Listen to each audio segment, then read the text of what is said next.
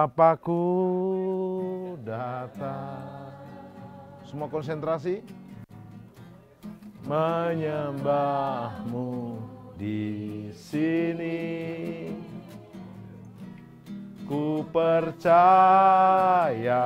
kau ada bagiku. Tak usah ku takut, sebab kau sertaku.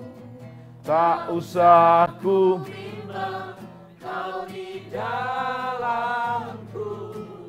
Tak usah ku cemas, kau penghibur. Nah, itu. Saat ku lemah, kau kuatku. Sebentar, saudara, perhatikan baik-baik. Musa meninggalkan 40 tahun di Mesir. Dia berkata, I am something. Saya adalah pangeran Mesir. Tapi itu tidak bisa jadi modal untuk dipakai Tuhan. Dia akhirnya di Padang Median sini 40 tahun. Jadi gembala domba di gunung batu seperti ini. Dia berkata, I am nothing.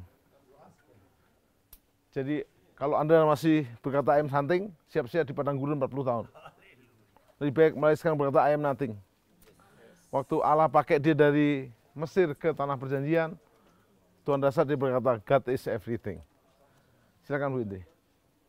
Iya, shalom semua. Ya, puji Tuhan. Kita berdoa. Bapa, terima kasih. Kami tahu kami ada di tempat ini karena Tuhan mau bicara sesuatu bagi kami.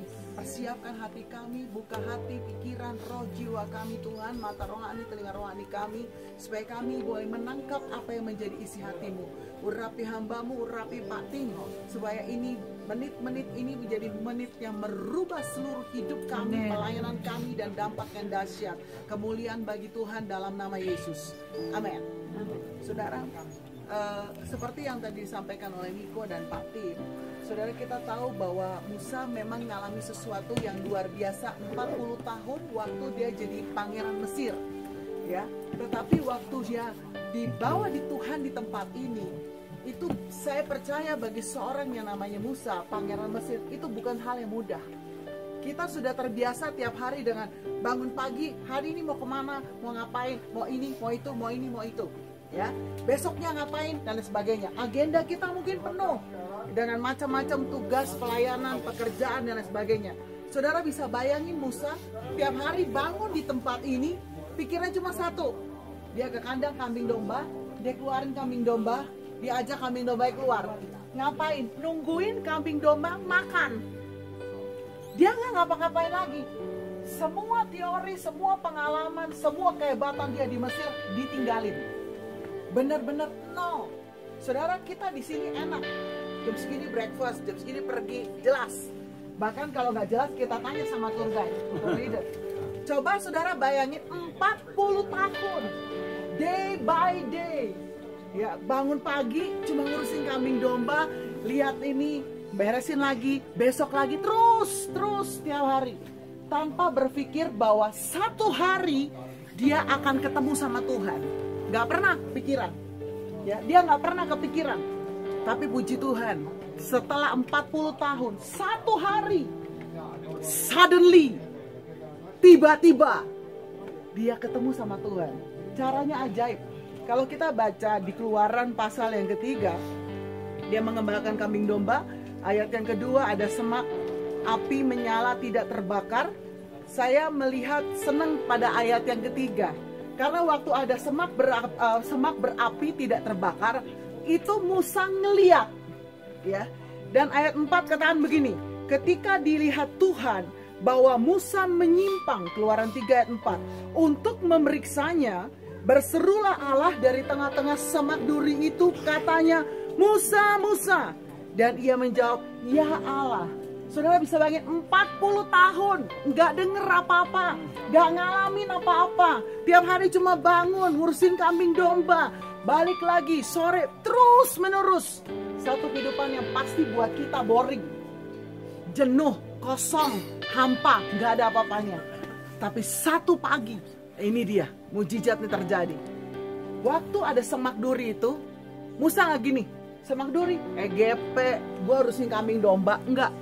Begitu dia lihat semak duri, lihat baik-baik, Musa peka. Ini yang saudara perlu tangkap. Musa sensitif untuk apa yang sedang Tuhan nyatakan. Dengar saudara, mungkin saudara sedang masuk dalam rutinitas pelayananmu. Kita masuk rutinitas, tiap hari lakukan ini, itu, ini, tiap minggu lagi, dan lain sebagainya. Di pelayanan, mau pekerjaan, apapun.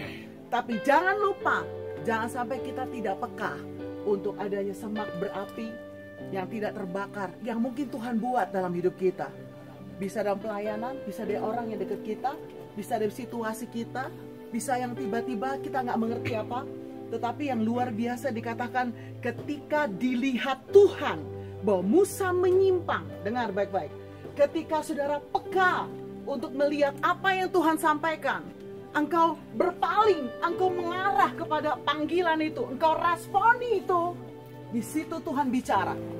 Saya percaya ini momentum Tuhan akan banyak bicara buat kita untuk ke depan. Amin. Ini momentum Tuhan akan baik bicara untuk hidup saudara, pelayanan saudara, pekerjaan saudara ke depan.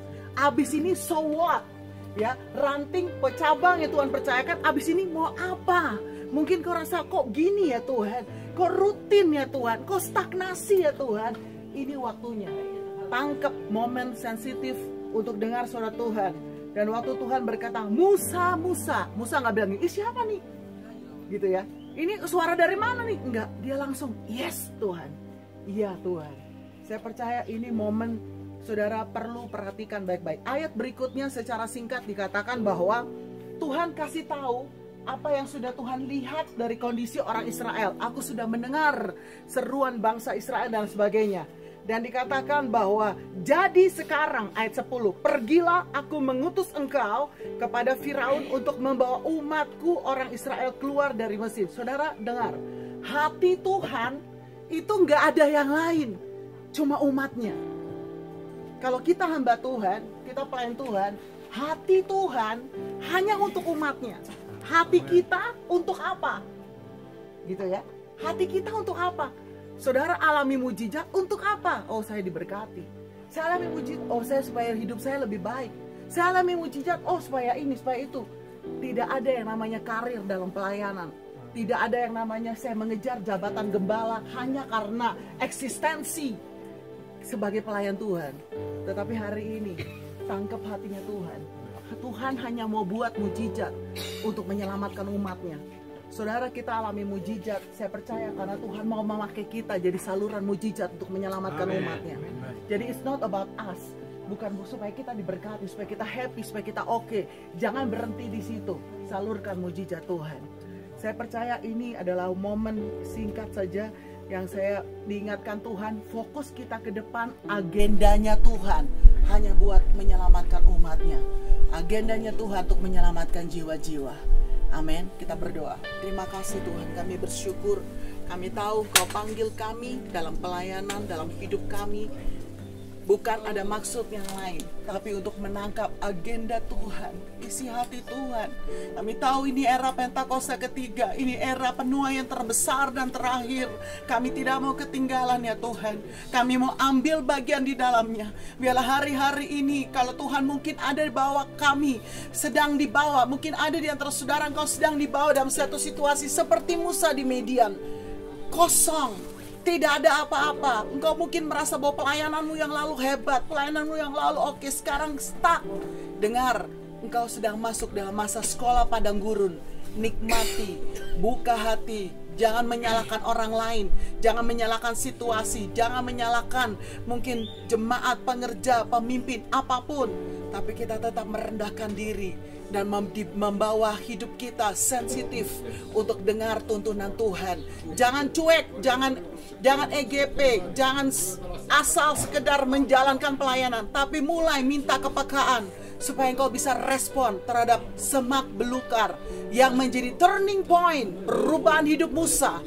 Musa sudah mengosongkan diri 40 tahun, maka dia siap dikasih great assignment, tugas besar dari Tuhan. Saudara akan diperluas kapasitasmu dan kapasitas yang lebih lagi dengan great assignment dari Tuhan. Waktu kita mengosongkan diri seperti Musa, Bapa, urapan-Mu yang baru turun atas kami. Kami bersyukur Bapa, dalam nama Tuhan Yesus.